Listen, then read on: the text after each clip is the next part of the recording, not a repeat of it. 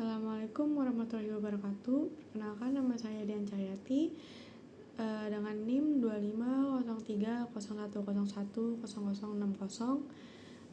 Program studi saya akuntansi dan kelas saya AK201 pengantar akuntansi 2.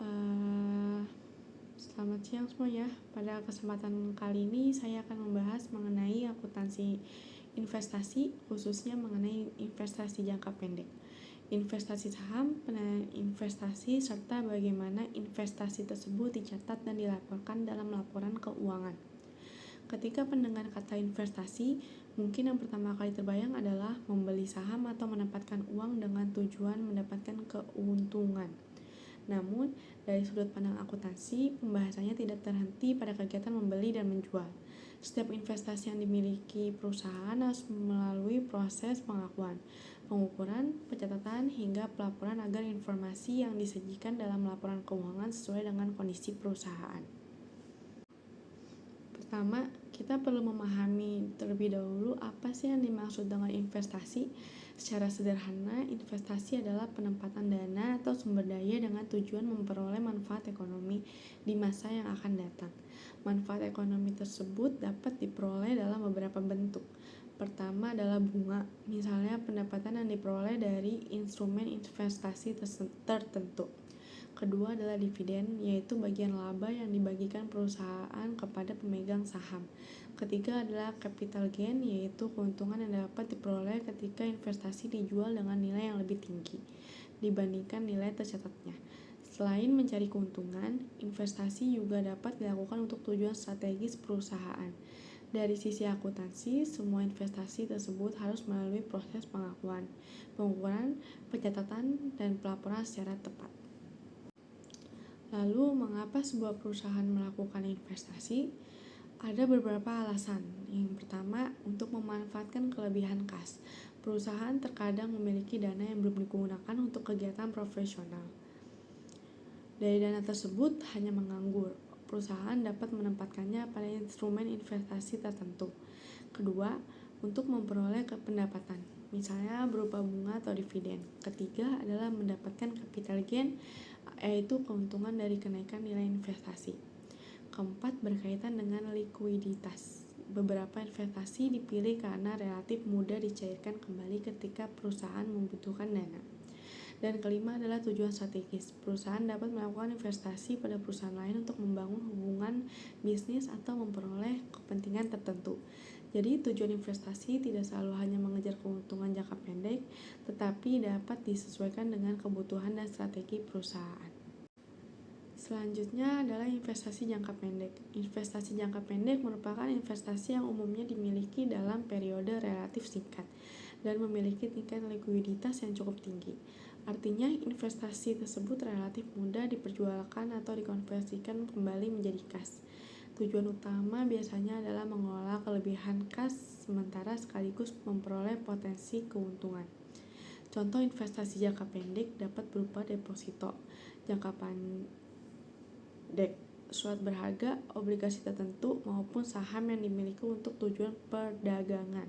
Karakter penting yang perlu diperhatikan adalah investasi ini tidak dimaksudkan terutama untuk memperoleh pengendalian terhadap perusahaan lain, tetapi lebih kepada pengelolaan dana dan manfaat ekonomi dalam periode relatif singkat. Sekarang kita masuk ke contoh pencatatannya. Misalnya, perusahaan membeli investasi saham secara tunai sebesar 20 juta. Ketika transaksi tersebut terjadi, perusahaan memperoleh aset berupa investasi. Karena investasi bertambah, akun investasi saham dicatat di sisi debit sebesar 20 juta. Pada saat yang sama, perusahaan mengeluarkan kas. Karena kas berkurang, maka kas dicatat di sisi kredit sebesar 20 juta. Jurnal sederhananya adalah debit investasi saham 20 juta dan kredit kas 20 juta. Dari contoh ini dapat kita lihat bahwa pembelian investasi tidak langsung dianggap sebagai beban. Yang terjadi adalah perubahan komposisi aset perusahaan, kas berkurang, tetapi perusahaan memperoleh aset lain berupa investasi.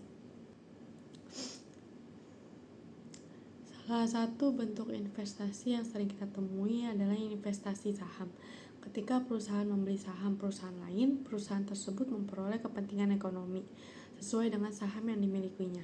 Tujuannya dapat berupa memperoleh dividen, capital gain, maupun kepentingan strategis. Salah satu hasil yang dapat diperoleh dari investasi saham adalah dividen. Misalnya, perusahaan menerima dividen tunai sebesar 2 juta. Dan berdasarkan perlakuan akuntansi yang sesuai, dividen tersebut diakui sebagai pendapatan. Maka ilustrasi sederhananya adalah kas di debit sebesar 2 juta dan pendapatan dividen di kredit sebesar 2 juta. Namun, penting untuk diperhatikan bahwa perlakuan akuntansi investasi saham tidak selalu sama untuk seluruh kondisi. Perusahaan tetap harus melihat klasifikasi investasi serta hubungan antara investor dengan perusahaan yang diinvestasikan atau investi sebelum menentukan perlakuan akuntansinya. Selain memperoleh pendapatan selama investasi dimiliki, perusahaan juga dapat memperoleh keuntungan atau mengalami kerugian dari investasi tersebut dijual. Caranya adalah dengan membandingkan hasil penjualan dengan nilai tercatat di investasi. Contoh pertama, investasi memiliki nilai tercatat 20 juta, kemudian berhasil dijual sebesar 23 juta. Artinya perusahaan memperoleh keuntungan atau gain sebesar 3 juta. Sebaliknya, apabila investasi dengan nilai tercatat 20 juta hanya dapat dijual sebesar 18 juta, perusahaan mengalami kerugian atau loss sebesar 2 juta. Jadi konsep sederhananya adalah jika harga jual lebih tinggi dari nilai tercatat, maka terdapat keuntungan. Kemudian sedangkan jika harga jual lebih rendah daripada nilai tercatat, maka terdapat kerugian. Keuntungan atau kerugian tersebut kemudian dicatat dan dilaporkan sesuai klasifikasi investasi dan ketentuan akuntansi yang berlaku. Berikutnya kita masuk ke penilaian atau pengukuran investasi. Hal yang perlu dipahami adalah tidak semua investasi dinilai menggunakan metode yang sama. Dalam standar akuntansi instrumen keuangan, dasar pengukuran dapat berbeda sesuai dengan karakteristik instrumen dan klasifikasinya. Secara umum, kita dapat mengenal beberapa pendekatan. Pertama adalah amortis cost atau biaya perolehan disamortasi, yang digunakan untuk aset keuangan tertentu sesuai karakteristik dan model bisnis perusahaan. Kedua adalah fair value through profit or loss, yaitu nilai wajar melalui laba rugi.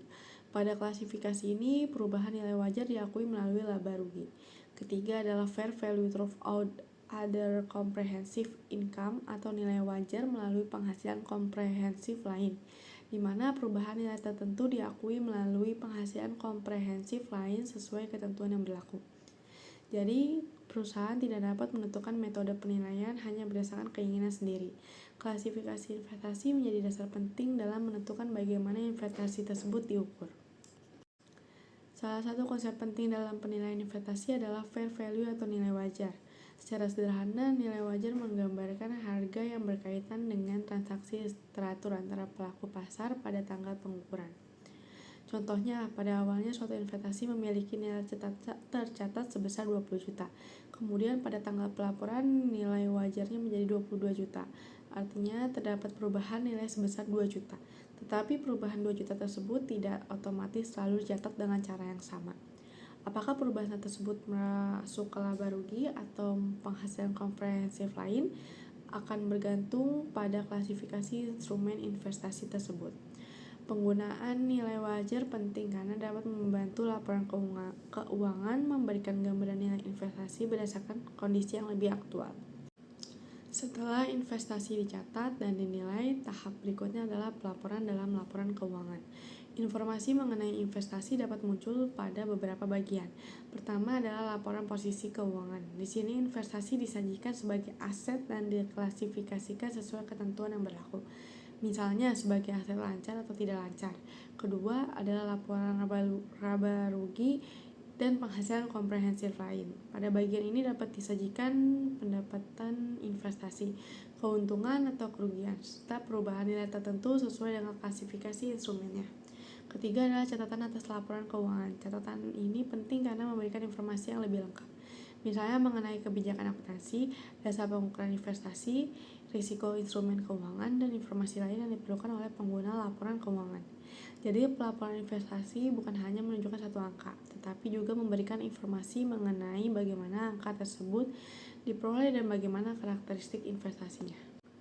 Selanjutnya, kita dapat membandingkan investasi jangka pendek dengan jangka panjang. Investasi jangka pendek biasanya dimiliki dalam periode relatif singkat, memiliki likuiditas yang lebih tinggi, dan dapat digunakan untuk mengelola kelebihan kas perusahaan. Orientasinya lebih banyak kepada manfaat dalam jangka yang relatif pendek. Sedangkan investasi jangka panjang dimiliki dalam periode yang lebih lama. Tujuannya dapat berupa memperoleh pendapatan dalam jangka panjang, membangun kepentingan strategis, maupun berkaitan dengan pengaruh atau kepemilikan terhadap perusahaan lain. Jadi perbedaan keduanya tidak hanya terletak pada lamanya investasi dimiliki. Perusahaan juga perlu mempertimbangkan tujuan kepemilikan, karakteristik investasi, serta ketentuan klasifikasi akuntansi yang berlaku. Kalau seluruh pembahasan tadi kita rangkum, kita dapat melihat sebuah siklus sederhana dari akuntansi investasi. Pertama adalah membeli investasi. Dalam contoh kita, perusahaan membeli investasi sebesar 20 juta. Pada tahap ini, investasi mulai diakui dan dicatat. Kedua adalah memperoleh hasil investasi. Misalnya selama investasi tersebut dimiliki, perusahaan menerima dividen sebesar 1,5 juta. Ketiga adalah melakukan penilaian. Pada tanggal pelaporan, perusahaan harus mengevaluasi bagaimana investasi tersebut harus diukur dan disajikan berdasarkan klasifikasinya. Dan keempat adalah menjual atau melepaskan investasi. Misalnya investasi kemudian dijual sebesar 24 juta. Perusahaan harus membandingkan hasil penjualan dengan nilai tercatat untuk menentukan dampak transaksi tersebut. Jadi secara sederhana siklusnya adalah membeli, memperoleh hasil, melakukan penilaian, kemudian menjual atau melepaskan investasi. Setiap tahap memiliki konsekuensi pencatatan dan pelaporan yang perlu diperhatikan. Sebagai kesimpulan, investasi dalam akuntansi bukan hanya mengenai aktivitas membeli dan menjual instrumen investasi. Ada beberapa proses yang harus dilakukan, yaitu investasi harus diakui, diukur, dicatat, dan dilaporkan secara tepat. Investasi jangka pendek dapat digunakan perusahaan untuk mengelola kelebihan kas dan memperoleh manfaat ekonomi dalam periode relatif singkat. Sedangkan investasi saham dapat memberikan manfaat berupa dividen, capital gain atau maupun kepentingan strategis. Dalam proses penilaiannya, perusahaan juga harus memperhatikan klasifikasi investasi karena hal tersebut dapat menentukan dasar pengukuran dan bagaimana perubahan nilai investasi dilaporkan. Dengan pencatatan dan pelaporan tepat, informasi investasi dalam laporan keuangan dapat memberikan gambaran yang lebih relevan mengenai kondisi keuangan perusahaan. Jadi dapat kita simpulkan bahwa perlakuan akuntansi investasi sangat bergantung pada karakteristik dan klasifikasi dari investasi tersebut. Sekian pemaparan saya mengenai akuntansi investasi. Terima kasih atas perhatian teman-teman semuanya dan Bapak dosen. Materi yang saya sampaikan merujuk pada sumber utama yaitu Standar Akuntansi Keuangan dari Ikatan Akuntansi Indonesia. Kemudian IFRS 9 mengenai Financial Instrument, IFRS 13 mengenai Fair Value Measurement, serta literatur intermediate accounting dari Kiaso, Wegen, dan Warfield. Daftar sumber tersebut dapat dilihat secara lengkap pada slide berikut. Terima kasih.